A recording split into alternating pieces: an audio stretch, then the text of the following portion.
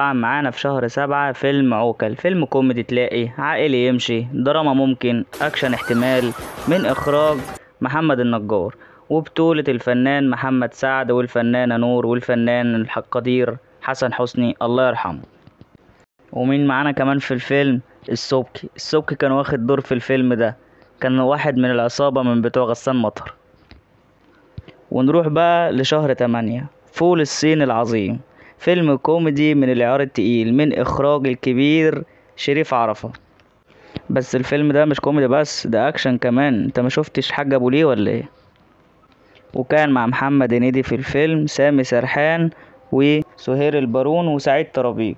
والبطولة اللي قدام محمد هنيدي اللي اسمها مش عارف، الله أعلم صح ولا لأ، كاميلا كامبولا إيدودا، مش عارف بقى اسمها ايه، بس هي اسمها ليه وخلاص. واللي بالمناسبة دي تايلاندية مش صينية على فكرة.